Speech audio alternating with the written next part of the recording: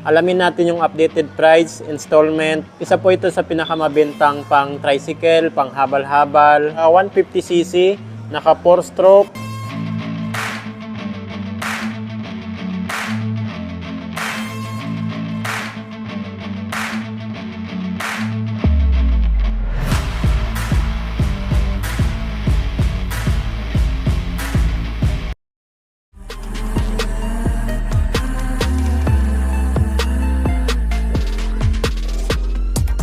What's up mga idol, Chris Ride Motovlog nga po pala. For today's, nandito ngayon tayo sa Des Dawix Incorporated, Lagao Branch, General Santos City. So yan, dito po muna tayo sa Honda TMX Supremo 150cc. Ayan, ito po yon. Marami po kasi nagpapa-inquire sa akin ng motor na to. Alamin natin yung updated price, installment, at bigyan natin ng quick review. Bakit ito pa rin yung kukunin yung motor? Isa po ito sa pinakamabentang pang tricycle, pang habal-habal, pang business type. Okay na okay po itong motor na to. Unahin po muna natin sa makina. So ito po ay naka 150cc, naka 4-stroke, tow valve, OHC, overhead valve. Ang cooling system naman po nito ay air-cooled. So air-cooled po yung nagpapalamig ng kanyang makina. Carburetor type motorcycle pa rin po ito. Ayan o. So, madali lang naman yan i-maintain, tapos madali lang yan kalikutin. Ayan yung advantage sa carburetor natin na motor. So, maganda pa dito, naka 5-speed na po ito. So, hindi masyadong ma-vibrate. Dito po tayo nagsishift ng gear niya. Dito po muna tayo sa pormahan. Pagdating kasi sa pangnegosyo, napakalaki nitong Supremo na to. Ayan o. Napakaburus ko niyang tingnan. Mas mahaba, mas malapad. Ayan o. Unahin natin dito sa headlight niya. So, nandito pa rin yung meter panel niya. Napakaangas niya. Sa headlight naman, may kalakihan pa rin po siya. So, ang kulay po pala nito ay glossy black. Napakaangas ng decals niya. Ayan o. So, ito yung headlight niya. Naka-halogen bulb pa rin po yan. Ito yung headlight niya at meron po siya ditong DRL na maliit. Ayan po. Ito naman po yung signal light niya dito sa side. Yung lens niya, kulay orange. So, maganda rin yung pagkakapit mga idolo. Hindi agad-agad ito nababali. Ito naman po yung suspension niya dito sa harapan. Nababalutan na po sa dito ng rubber. At yung tube niya dito, naka-glossy black. At napakalaki mga idol. Ayan o. Ito yung front telescopic niya. Sa front fender naman, glossy black na po yung kulay niya. Metal pa rin. Maganda. Ganda ng supporter ng kanyang tapalodo. Napakasulit mga idol. So ito naman po yung braking system niya sa harapan, yung pagdating sa preno, naka drum brake pa rin po yan, mechanical drum brake. You know, dalawang cable po yun nandito. Ito naman yung sa mechanical brake at ito naman po yung sa speedometer. Nagustuhan ko dito yung kulay ng kanyang hub, naka glossy black na rin po siya. At yung kulay ng kanyang makina, lahat naka glossy black na. Ito naman po yung design ng kanyang tire. Ayan o. Naka-street tire, tapos makapal. Dito naman po tayo sa tail light at brake light niya. Ganda ng tail light at brake light niya. Medyo manipis na po siya. Hindi siya parang parang bulky. Napakaganda. Ito naman po yung signal light niya. Naka-orange din po yung lens niya. Ayan. Tapos maganda rin yung pagkakakabit niya mga idol. Ayan, mas solid to. Yung tapalodo niya sa likuran, plastic na po siya mga idol. So dito naman po tayo naglalagay ng ating plate number. May kulay red po siya dito na reflectorize. So ito naman po yung steel bar niya. Grabe, napakasolid din. So dito naman tayo sa suspension niya dito sa likuran. Yan, tigkabilaan po yan. Pero meron pa yan dito nakakabit mga idol. Meron pa yung extra. So ito naman po yung brake niya sa likuran. Naka-mechanical drum brake. Ayan o. Mechanical drum brake po yan. Yung kulay ng kanyang hub, glossy black na rin. Yan o. Hindi yan basta-basta kinakalawang mga idol.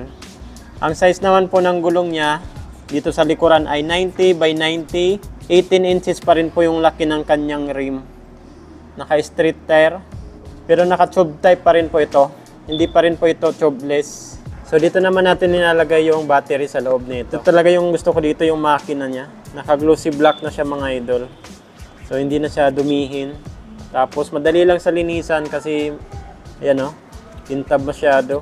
Design ng kanyang brake pedal, stainless steel pa rin. Ito naman yung footrest natin, natitiklop na. at kickstart. Ayan o. So dito naman po tayo sa handlebar niya.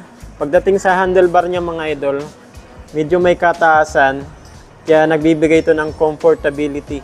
Kaya yung iba ginagamit to pang long distance kasi napaka-comfort nito mga idol. Malapad tapos mataas yung handlebar niya. So dito naman sa left side, nandito po yung clutch. Medyo may kalambutan din yung clutch niya. Passing light, ayan, meron po siyang passing light. High beam, low beam, turn signal light, horn, at ito naman po yung sa choke. Sa right side naman, nandito po yung electric start. At may kickstart pa rin po ito. Ito naman po yung meter panel niya, naka-analog type, napaka-detalyado pa rin. Dito po yung speedometer, odometer, fuel gauge, napaka-importante po niyan. Ito naman po yung RPM at gear indicator. Yan, dito po natin makikita yung gear indicator. So ito po ay naka 5 speed. Sa ignition naman, naka-disusi pa rin po ito. USB type charging port para pwede na po sana kayong mag-charge. Pero wala po sang ganun mga idol. So ito naman po yung fuel tank niya. Napakalaki. Umaabot po ng 14 liters yung pwede natin dito malagay na gasolina. Ayan o. Tapos may reserve po ito na 2 liters. Laki na nun ah. Grabe yung ganda ng upuan niya mga idol. Malapad. Maganda pa dyan, makapal na malambot.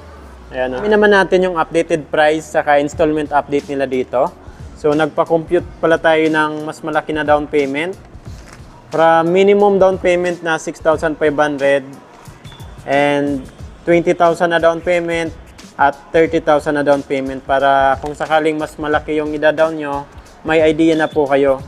So dito pa rin tayo nag-inquire sa DES, The Wixam Incorporated, Lagao Branch, General Santos City.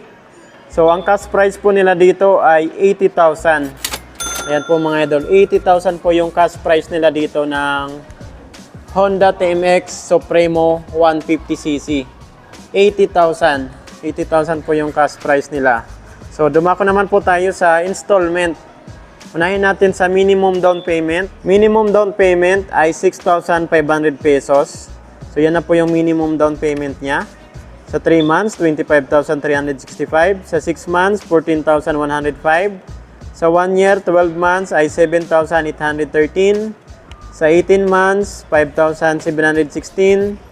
Sa 2 years, 24 months ay 4,667. Sa 30 months, 4,038 pesos. Sa 3 years, 36 months ay 3,618. So, rebates pa po yan ng 200 pesos. Sa 20,000 na down payment naman, kung mas malaki yung ida-down yung mga idol. So, sa 6 months po nito ay 11,618. Sa 12 months, 6,452. Sa 24 months, 2 years ay 3,868. Sa 3 years, 36 months ay 3,007 pesos. So, rebates pa yan ng 200 pesos. So, mga 2,800 na lang yan. Ayan, sa 20,000 na down payment po yan. Sa 30,000 naman, mas malaking down payment, 30,000. So, 6 months, 9,777 na lang. Sa 1 year, 12 months, 5,443. Sa 24 months, 2 years ay 3,277. Sa 3 years naman, 36 months ay 2,554. So, rebates pa po yan ng 200 pesos. So, mga 2,254 na lang yan. Kung maaga po tayo magbayad. Siyempre, sa mga freebies naman po nila dito, free helmet, jersey, TPL insurance, at 3 years LTO registration. So ito po yung down payment nyo na 6,500, malinis na po yan. Honda TMX Supremo 150. Grabe, napakarami pa rin kumukuha ng motor na to. Tibay at lakas, nandyan po talaga yan sa TMX 150 natin ng Honda. Bakit ito pa rin yung kukunin nating motor mga idol? Unang-una kasi dyan, sa forma, sa laki, talagang napakasulit ng motor na to. Sa front suspension, ayan o, napakasulit niyan. Sa headlight, ayan, napakaliwanag niyan sa gabi. At yung instrument panel gauge, talagang napakadetalyado. May fuel indicator, gear indicator, speedometer, odometer, talagang okay na okay po itong motor na to. Malaki yung fuel tank Ayan o, 14 liters. Okay na dyan. Ayan, kung may mga ipapa-inquire pa po kayo sa akin na motor, comment nyo na lang po sa comment section ng ating video. Napakarami po ditong motorcycle nila. Yan, Chris Ride Motovlog. Ride safe po tayo palagi. God bless you all. Thank you.